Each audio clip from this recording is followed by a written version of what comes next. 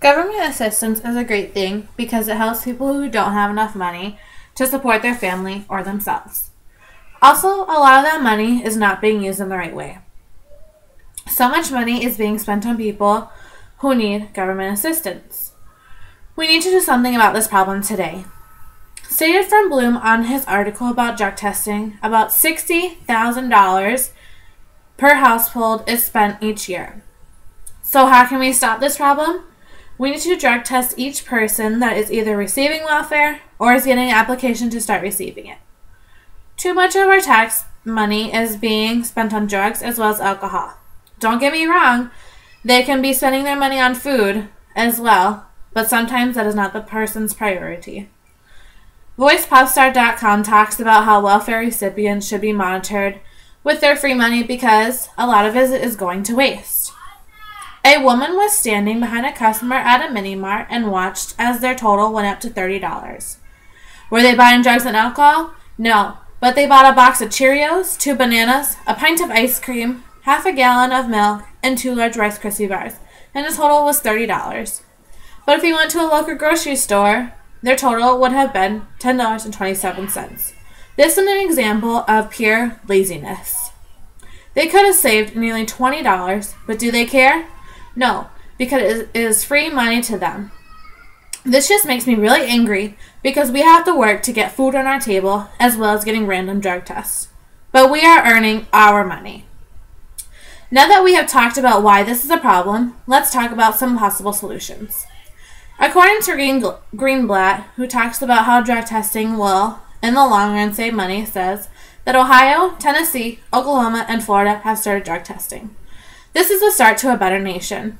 With the drug testing taking place in these states, it can really help some people out. Why, do you ask? Because people that are abusing alcohol or drugs will not receive assistance, which then they might realize they need help. With the saving money, we can open more rehab places, as well as counseling centers and job resource places. A lot of people who are on drugs just might need someone to talk to, or there might be a deeper problem as to why they are abusing these substances. Some people may say that drug testing will diminish their Fourth Amendment.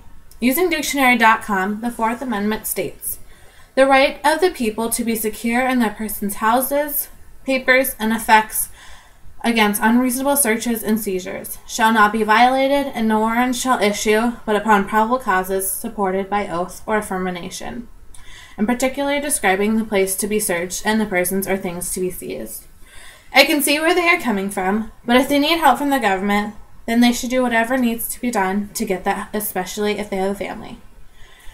It is not an invasion of privacy because they are not searching and they are just making sure that they're using the money given to them in the right way. We should help people that are in the need because we may be on the other end of the stick one day and we will need that help.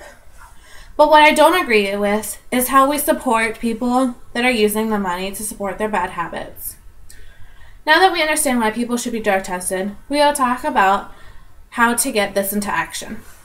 So many people are worried that drug testing is going to cost more than just giving them the money. According to ABC News, Florida did a drug test on 40 people and only 2 did not pass the drug testing.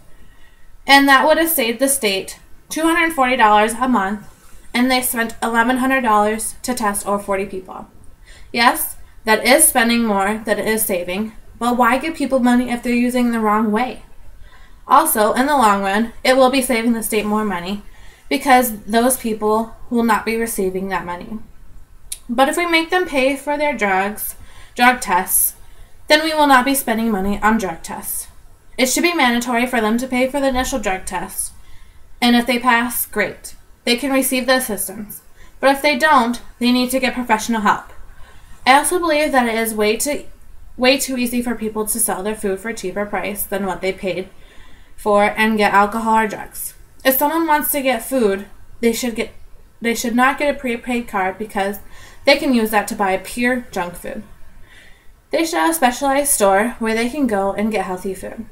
It could be a place such as WIC, where they can get formula, milk, cereal, and other foods. I think many states are realizing this is going to be a huge change, but in the long run, it will really be worth it.